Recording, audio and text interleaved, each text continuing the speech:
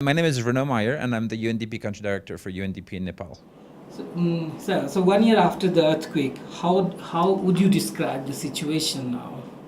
Well, the situation, we've noticed a lot of progress since the beginning of this year.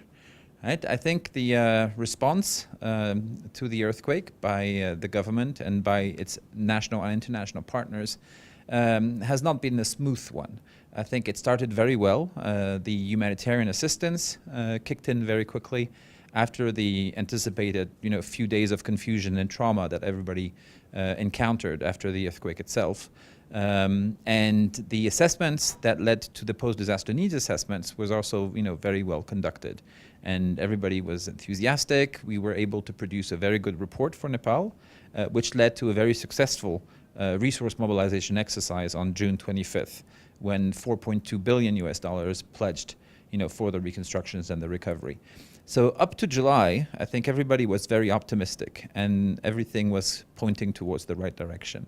Unfortunately, and this is when the situation got a little bit more complicated, I think the government and mostly the political parties in Nepal felt that it would be an opportune time to, building on the consensus, the emotion that the earthquake had triggered, to bring along the constitution. It was a long-awaited constitution that Nepal clearly needed, and the parties, and supported by the government, then went through this process of promulgation, which in itself was successful since the constitution was indeed promulgated on the 20th of September.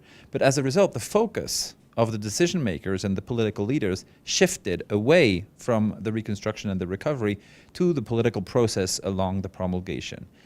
And what we saw afterwards is that the consensus that all of us had hoped would be the foundation of this constitution was clearly not as strong as what we could have hoped. And as a result, then we went into 6 months of political tensions, which also had a very negative consequence in terms of economics, because the political tension led to obstructions on the border, and Nepal being a landlocked country and very, very dependent on imports from India, fuel, but also very needed supplies and construction material, for example, for the reconstruction, were not able to come through the border. And UNDP, other agencies, NGOs, and even the government were hampered in our efforts for the recovery and the reconstruction. So those political tensions really had a toll on the pace of the reconstruction and how much services could be brought to the earthquake victims. And the monsoon came about, the winter came, and obviously a lot of the communities suffered greatly because of that situation. So what are the major problems now they're facing? I think the problems are going to be less and less, in the sense that came the end of the year, the beginning of this year, 2016, I think we again saw a shift in the attention that the government and the political leaders of the country put on the earthquake reconstruction. Partly because the situation, the political situation was stabilizing a little bit, and the international community, frustrated by the delays, were being more and more vocal with the government to really push for the reconstruction to come again as a priority. Clearly, it was heard, the message was loud, and in December, the long-anticipated Reconstruction Act was passed by Parliament, which allowed the establishment of the National Reconstruction Authority and the appointment of its CEO. So starting January 2016, we finally had the mandated institution within government that would coordinate and lead the recovery and reconstruction. So all the actors, international and national, were very much relieved and really kind of boosted the work to catch up, right, on it. So today we are in a situation where I think the post-disaster recovery framework is about to be finalized in the next few days. That will be the very important roadmap for the recovery and reconstruction of the country in all the sectors that the earthquake has affected.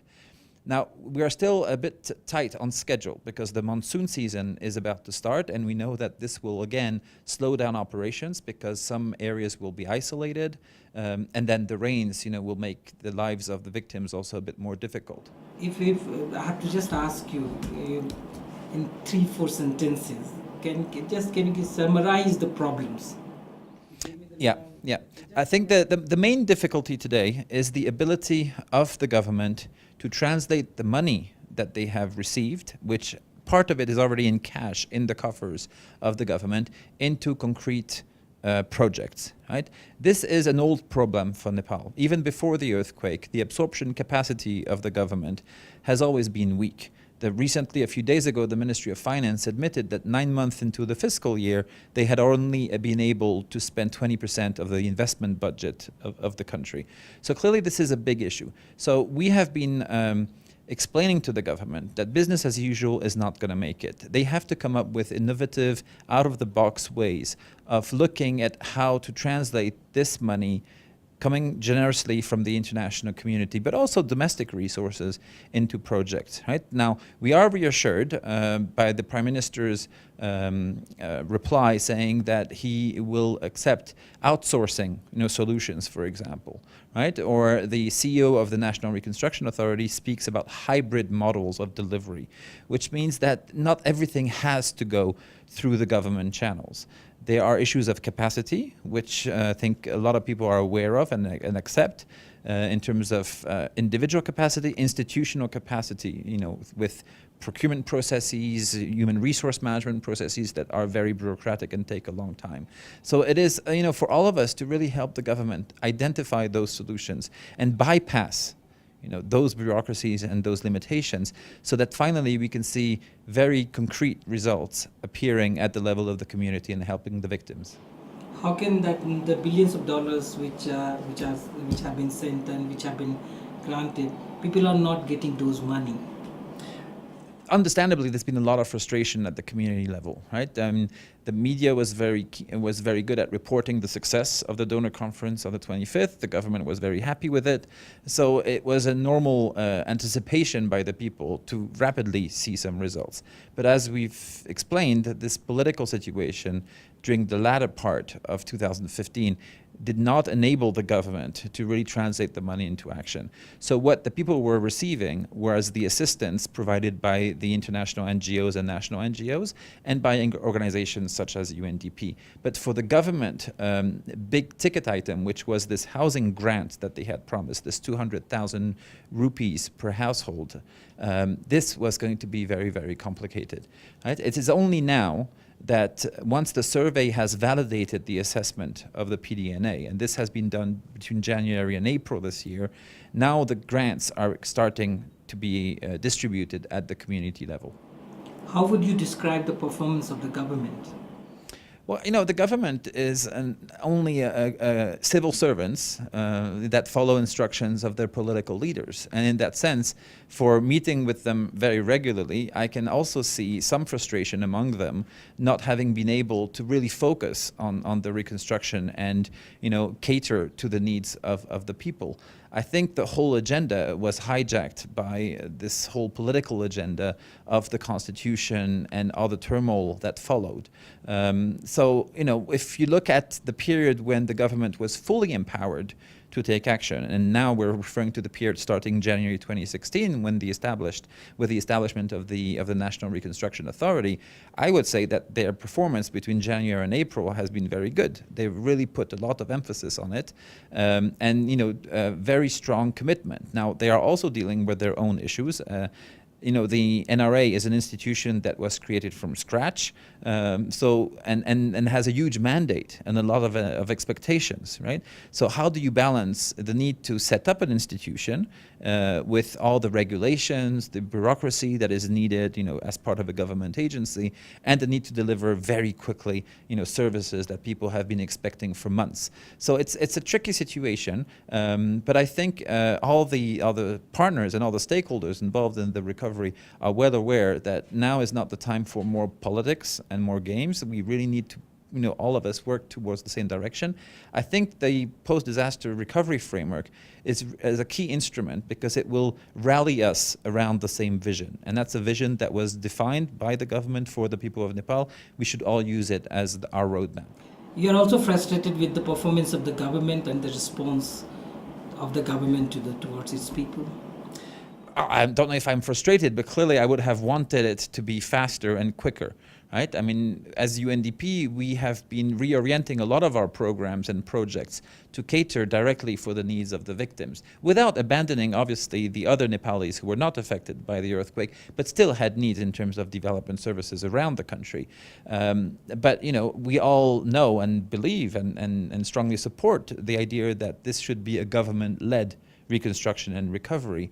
So we need to find the right balance between doing our own activities in coordination and consultation with the government, but also be in support to the government for them to really take the lead in this reconstruction process.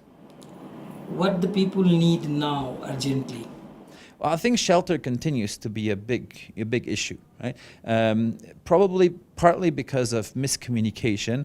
A lot of the victims believe that if they were to destroy or put their house down, they would run the risk of not receiving the grant from the government. So a lot of people have continued to live in very temporary shelter, which are not suited, for winter or for monsoon. And monsoon is coming, in a few months. This is wrong. I mean, as long as you have your land title and a demonstration that you had a house damage, demolition and damage and debris management can take place, and the grant will come. So I think, the shelter issue is a big one. The livelihood is also extremely important, right? I mean, I think we have seen that those who have benefited from a quick income-generating support have been able not only to economically get back on their feet, but also psychosocially feel much more empowered. And therefore, the earthquake impact, is lessened. They are able to, they are empowered, and they can go back to a business activity and take a more active role, not only in the reconstruction and the recovery, but also in the long-term local economic development of their location. Right? And I think this is very, very important also. And finally, I would say, to restore all those small-scale productive infrastructure.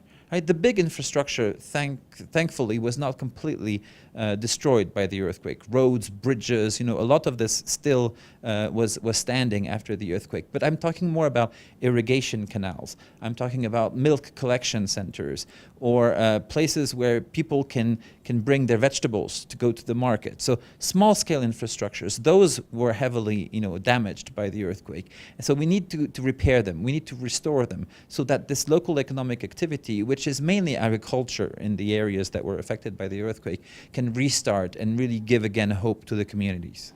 We traveled to some of the worst affected areas like Sindhupal Chowk, further down, up, and we have seen that minimum bare basic help has reached them. The people who have been displaced and relocated to newer places, they are still building their shelter.